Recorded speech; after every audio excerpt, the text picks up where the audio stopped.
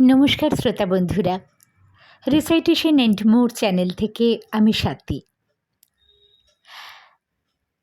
অলৌকিকতা সত্যিই সত্য মিথ্যার ঊর্ধ্বের এক ঘটনা, যার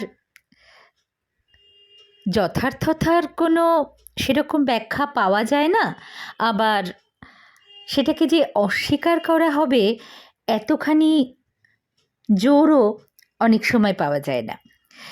আমার চ্যানেলে শরদিন্দু বন্দ্যোপাধ্যায়ের আমি বেশ কিছু অলৌকিক গল্প পাঠ করেছি। আজ আবারও একটা তেমনি গল্প নিয়ে এলাম। আজকে যে গল্পটি পড়ব সেটির নাম মরণ ভোমরা। বড়দিনের ছুটি শেষ হইতে আর দেরি নাই।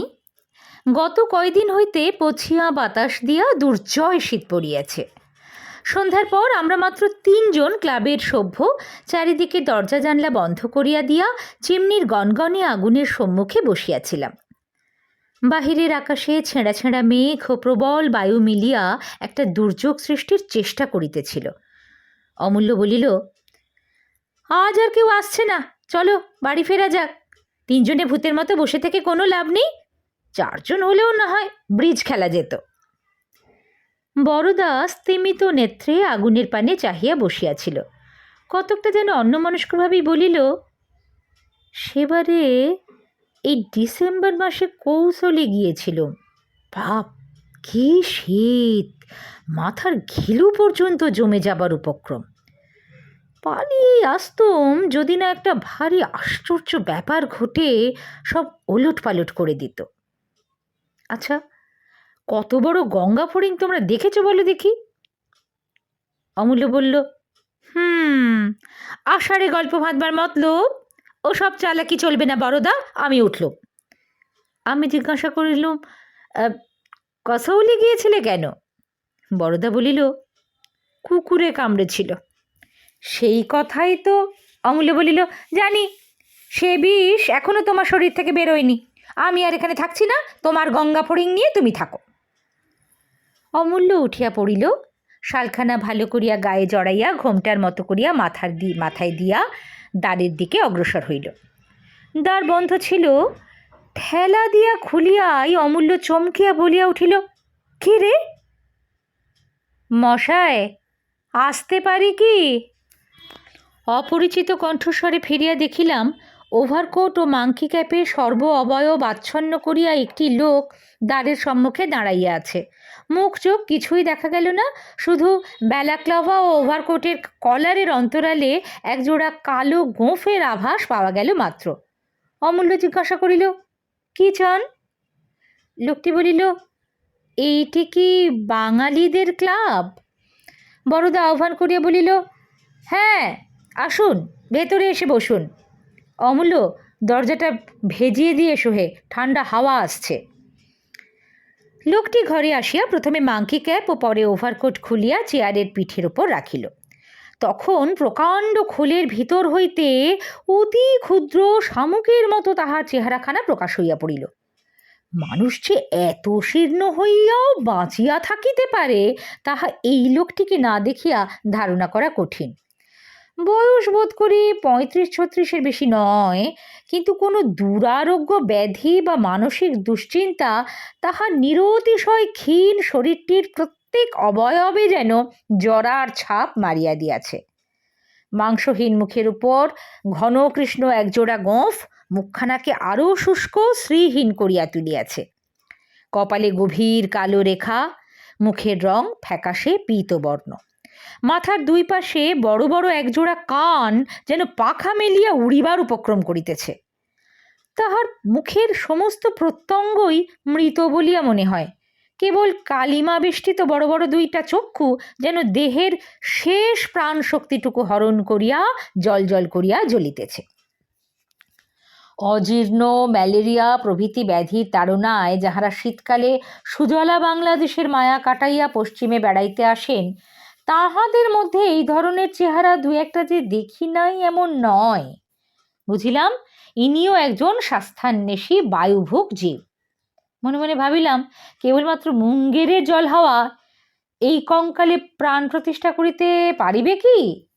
ঘোর সন্দেহ হইল।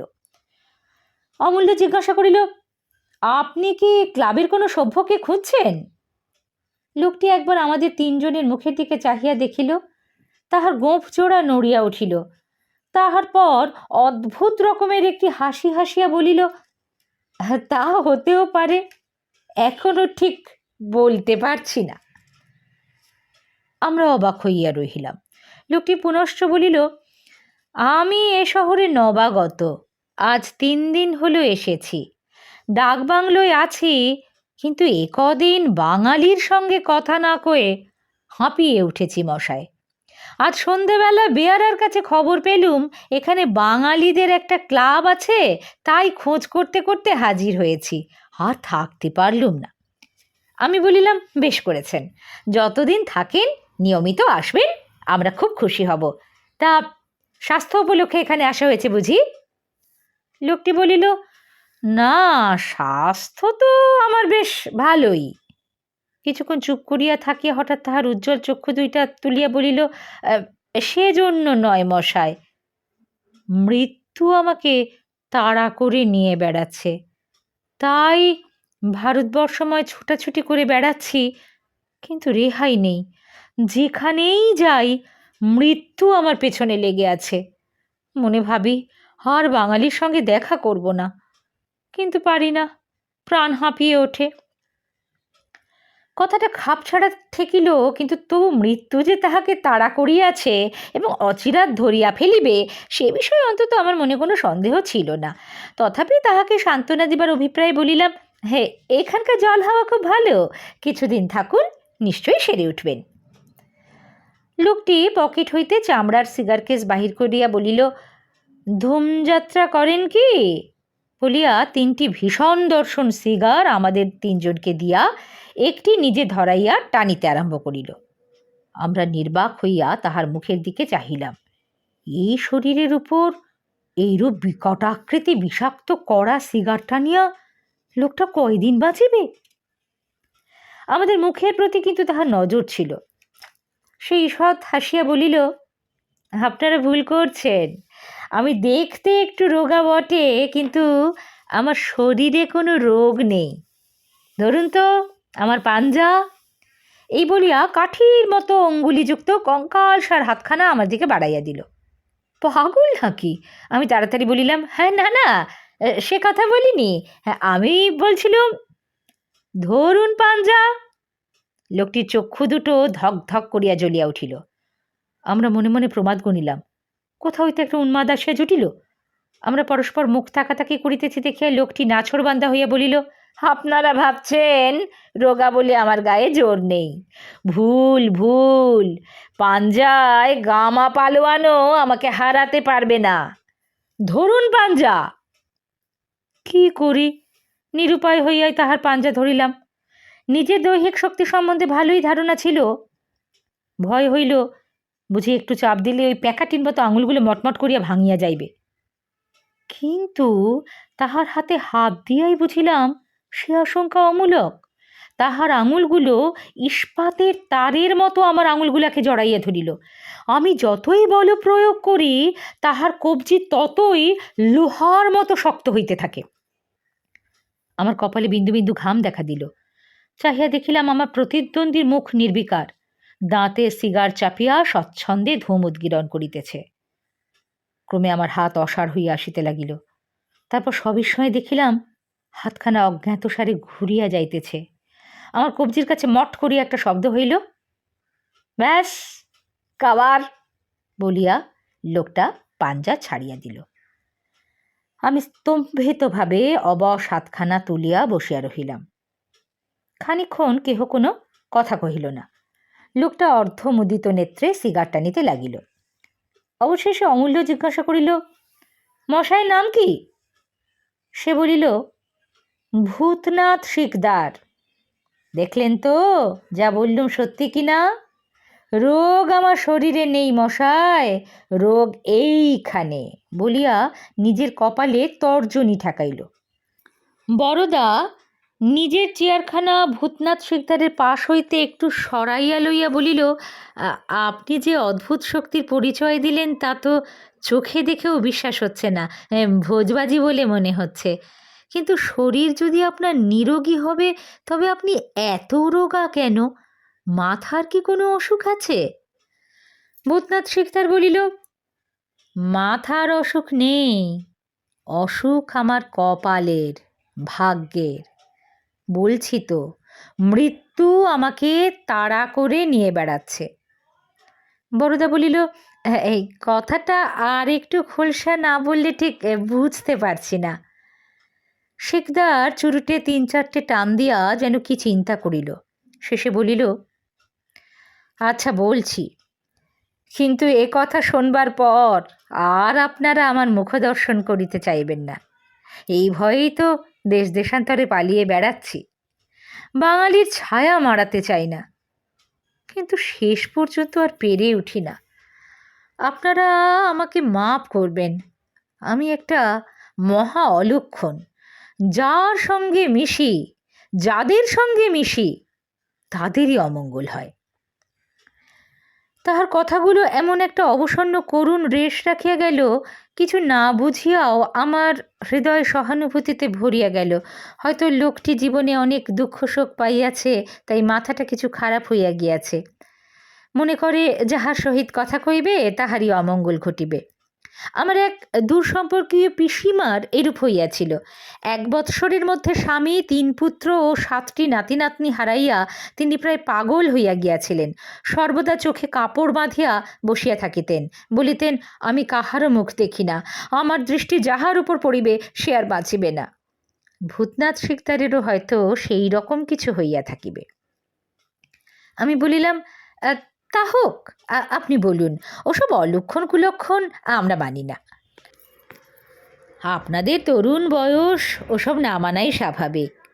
ভূত প্রেত, পরকাল, সূক্ষ্মদেহ, এসব আপনাদের মানতে বলছি না, কিন্তু আসন্ন দুর্ঘটনা যে আগে থাকতে মানুষের জীবনে ছায়াপাত করে, এ কথাও কি আপনারা স্বীকার করেন না? আমরা চুপ করিয়া রহিলাম।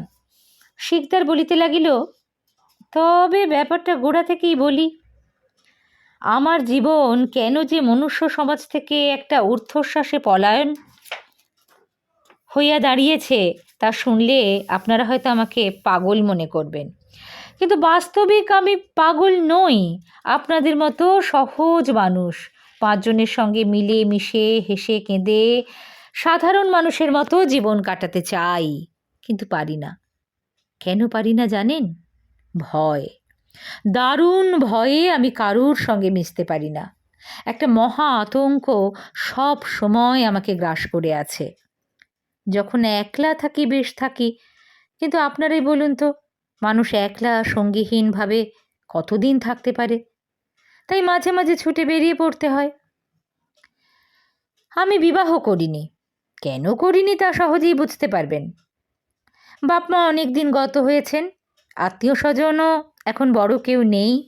চিতপুর রোডে পৈতৃক বাড়িখানা এখনও বিক্রি করিনি, টাকাও যথেষ্ট আছে, কিন্তু তবু একটা সৃষ্টি ছাড়া অন্ধকার ধূমকেতুর মতো কেবল শূন্যের মাঝখানে ছুটে বেড়াচ্ছি। কেন? যখন আমার 16 বছর বয়স, তখন একদিন গ্রীষ্মের দুপুরবেলায় 3 জন সমবয়স্ক বন্ধুর সঙ্গে আমি আমাদের বাড়ির তেতলায় একটা ঘরে বসে তাস খেলছিল। সেই দিনটা হচ্ছে আমার জীবনের একটা অভিশাপ। স্কুলের গরমে ছুটি হয়ে গেছে, রোজই আমাদের এই রকম খেলা বসে। তেতলার এই ঘরটি দিব্যি নিরিবিলি, চিতপুর রোডের চিৎকার সেখান পর্যন্ত পৌঁছয় না, শুধু মাঝে মাঝে ট্রামের টং টং শব্দ শোনা যায়। সেদিন আমরা 4 জন নিবিষ্ট মনে বসে খেলছি।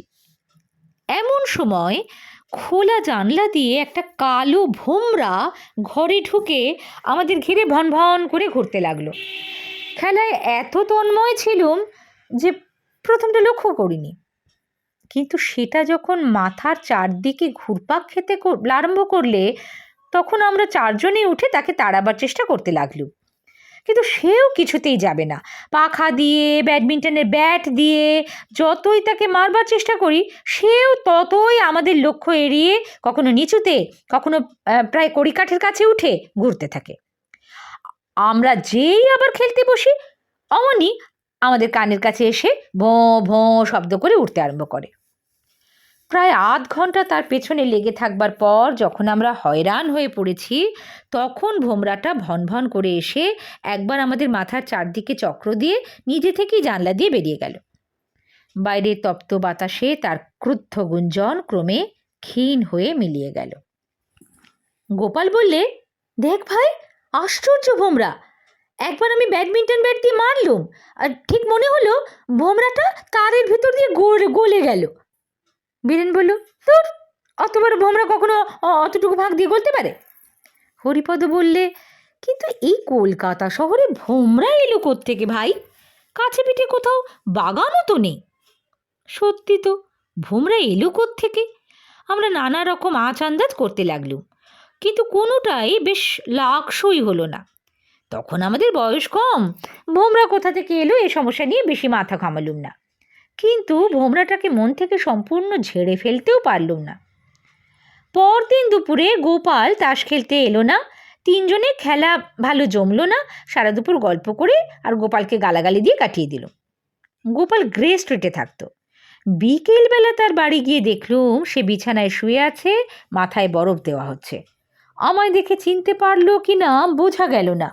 চোখের দৃষ্টি ঘোলাটে লাল, শুধু একবার গেঙিয়ে গেঙিয়ে কি একটা কথা বললে, মনে হলো যেন বললে ভোমরা। তার চারিদিকে ডাক্তার আর বাড়ির লোক ভিড় করেছিল, কিন্তু কাউকে জিজ্ঞাসা করতে পারলুম না গোপালের কি হয়েছে। পরে শুনেছিলুম সর্দি গরমি, সানস্ট্রোক। আমি চুপি চুপি চোরের মতো বাড়ি ফিরে এলুম। তার সে অস্পষ্ট কথাটা আমার মাথায় কেবলই গুমড়ে গুমড়ে উঠতে লাগলো, ভোমরা ভোমরা। পরদিন গোপাল মারা গেল। সেই থেকে কি করে জানি না আমার মনে গেঁথে গেল যে ওই ভোমরাটা ছিল মৃত্যুর দূত। গোপালের দিন যে ফুরিয়ে এসেছে সেই খবরটা সে আমাদের দিতে এসেছিল। তারপর থেকে এই 20 বছরে কতবার ভোমরা দেখেছি জানেন? 321 বার।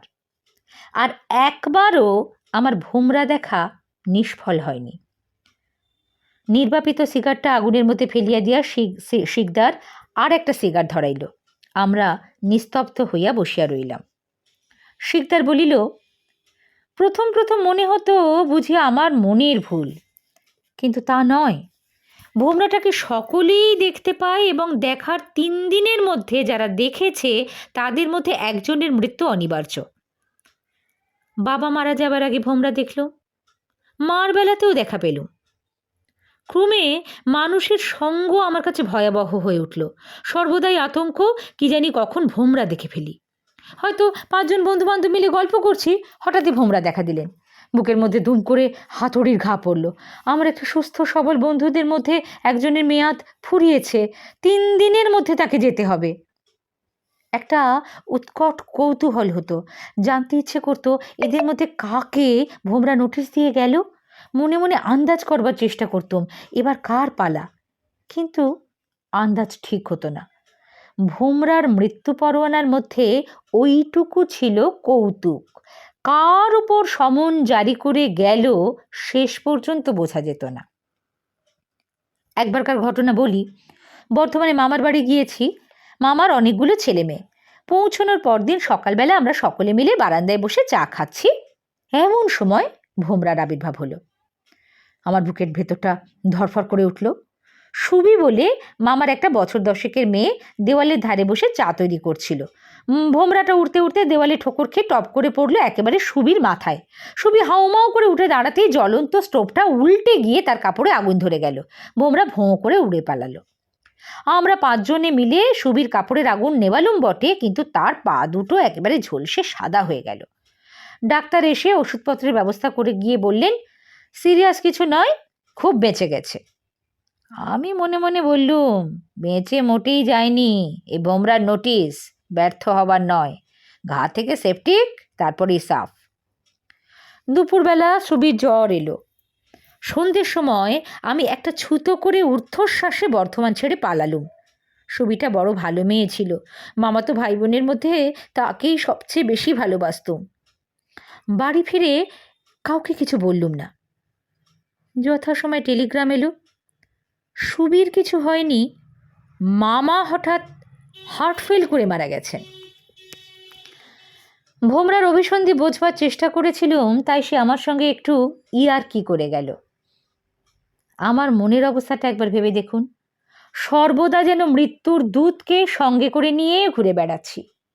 অনেক ভেবে ভেবে একটা মতলব ঠিক করলুম, দিনের বেলা যতদূর সম্ভব একলা থাকতুম, রাত্রিরে বাড়ি থেকে বের হতুম। মনের ভাবটা এই যে রাত্রিরে তো ভোমরা আসতে পারবে না। কিন্তু আমার ফন্দি খাটল না। দিন রাত্রি নির্বিচারে ভোমরা আসতে লাগলো। রাত্রিরে কানামাছির মতো টাউরি খেতে খেতে আসে, আবার টাউরি খেতে খেতে চলে যায়। আমার মানসিক অবস্থা ক্রমে লোকের দৃষ্টি আকর্ষণ করতে লাগলো। আত্মীয় স্বজন বন্ধু বান্ধব সকলেই জিজ্ঞাসা করে, তুই এমন কুনো হয়ে যাচ্ছিস কেন? এই চেহারাটাও দিন দিন ভূতে পাওয়া গোছের হয়ে যাচ্ছে, হয়েছে কি? আমি চুপ করে থাকি। কি বলবো, সত্যি কথা কিছুতেই মুখ ফুটে বলতে পারি না। অতঃপর বাবা মা মারা যাবার পর থেকে এই নিরুদ্দেশ যাত্রা শুরু হয়েছে।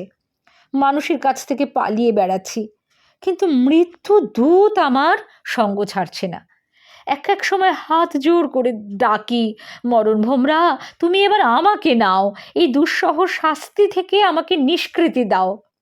কিন্তু আমার প্রার্থনা মঞ্জুর হয় না। এ সংসারে কেবল আমি যেন অমর, সকলের মৃত্যু পরোয়ানা বয়ে বেড়াচ্ছি। শিকদারের কণ্ঠস্বর একটা গভীর নিরাশার মধ্যে মিলাইয়া গেল। তাহার কথাগুলো ঘরের মধ্যে যেন একটা অবাস্তব দুঃস্বপ্নের জাল বুনিয়া দিয়াছিল। আমরা আগুনের দিকে তাকাইয়া মহাচ্ছন্নের মতো বসিয়া রহিলাম। কিছুক্ষণ পরে অমূল্য জিজ্ঞাসা করিল, আপনি শেষ কবে মরণ ভোমরা দেখেছেন? শিকদার চোখের উপর দিয়ে ডান হাতখানা একবার চালাইয়া বলিল, 7 দিন আগে, আগ্রায়। তাজ দেখতে গিয়েছিলাম, সেখানে এক বাঙালি দম্পতির সঙ্গে দেখা হলো। স্বামী স্ত্রী দুজনে মিলে তাজ দেখতে এসেছেন। ছেলে মানুষ, নবপ্রণয়ী, প্রণয়ের মহাতীর্থে নিজেদের সম্মিলিত ভালোবাসা বোধ হয় নিবেদন করতে এসেছিল। তারপর ভোমরা। সেই রাত্রি আগ্রা ছেড়ে চলে এলুম। 4 জনেরই সিগার নিবিয়া গিয়াছিল। পুনশ্চ ধরাইয়া নিঃশব্দে টানিতে লাগিলাম। মিনিট 15 সকলেই চুপচাপ। হঠাৎ শিকদার বলিল, একটু গরম বোধ হচ্ছে না? জানলাটা খুলে দিতে পারি? বদ্ধ ঘরে সিগারের কৌটু ধোঁয়া ও আগুনের উত্তাপে সত্যই দমবন্ধ হবার উপক্রম হইয়াছিল। আমরা ঘাড় নাড়িয়া সম্মতি দিতেই শিকদার উঠিয়া পশ্চিম দিকে জানালাটা খুলিয়া দিল। বড়দা আমার কানে কানে বলিল, একেবারে বদ্ধ পাগল, মনোম্যানিয়াক, ওর চোখে চাউনি দেখেছ? শিকদার জানলা খুলিয়া দিতেই একটা এলোমেলো কনকনে হাওয়া ঘরে ঢুকিয়া আমাদের উত্তপ্ত মুখের উপর যেন ঠান্ডা হাত বুলাইয়া দিল। টেবিলের উপর আলোটা নিবু নিবু হইয়া আবার জ্বলিয়া উঠিল। শিকদার ফিরিয়া আসিয়া চেয়ারে বসিয়াছে, এমন সময় ভন! ও কিসের শব্দ? চারিজনই চেয়ারের উপর সোজা শক্ত হইয়া বসিলাম। পরক্ষণে খোলা জানালা দিয়া একটা কালো কুচকুচে ভোমরা পাখার শব্দে আমাদের মগজ ভরিয়া দিয়া ঘরের মধ্যে ঢুকিয়া পড়িল। মন্ত্রমুগ্ধের মতো আমরা তাহার দিকে তাকাইয়া রহিলাম। ভোমরা টেবিলের উপর বাতিটাকে একবার প্রদক্ষিণ করিল, তারপর শোঁ করিয়া ওপরে উঠিয়া ছাতে বাধা পাইয়া টপ করিয়া মেঝেতে পড়িয়া গেল। কিছুক্ষণ তাহার গুঞ্জন নিস্তব্ধ। আবার ভন করিয়া শব্দ হইল। ভোমরা মেঝে হইতে উঠিয়া একবার বিদ্যুৎ বেগে ঘরময় উড়িয়া বেড়াইল। তাহার পর আমাদের কানের পাশ দিয়া ছুটিয়া গিয়া জানালে দিয়া বাহির হইয়া গেল। তাহার গুঞ্জন ক্ষীণ হইতে ক্ষীণতর হইয়া অবশেষে মিলাইয়া গেল। শিকদার উঠিয়া দাঁড়াইল। তাহার চোখ দুটি পাগলের মতো। প্রায় চিৎকার করিয়া বলিল, ক্ষমা করুন, ক্ষমা করুন, আমি একটা অভিসম্পাত, আর কখনো আমার দেখা পাবেন না বলিয়া ওভারকোট ও টুপি ফেলিয়াই ঝড়ের মতো ঘর হইতে বাহির হইয়া গেল। আমরা 3 বন্ধু বিহ্বল জিজ্ঞাসুভাবে পরস্পরের মুখের পানে চাহিলাম। বুকের ভিতর তোলপাড় করিতে লাগিল। 3 দিনের মধ্যে কাহাকে যাইতে হইবে? না, এই উত্তরটা লেখক দিয়ে যাননি। এইটুকু আতঙ্ক বা অলৌকিকতা পাঠকদের মনের মধ্যে রেখেই গল্প শেষ করেছেন। শুনছিলেন মরণ ভোমরা, শরদিন্দু বন্দ্যোপাধ্যায়ের কলমে। কেমন লাগলো জানাবেন। ভালো লাগলে লাইক শেয়ার করবেন। আর এরকম নানান স্বাদের গল্প, কবিতা সংক্রান্ত আলোচনা, শ্রুতিনাটক ইত্যাদি শোনবার জন্য এই রিসাইটেশন অ্যান্ড মোর চ্যানেলটি সাবস্ক্রাইব করে পাশের নোটিফিকেশন বেলটি অন করে রাখবেন। তাহলে আমি কিছু আপলোড করলে আপনাদের কাছে নোটিফিকেশন পৌঁছে যাবে। আবার আসবেন সকলে। খুব ভালো থাকবেন। নমস্কার।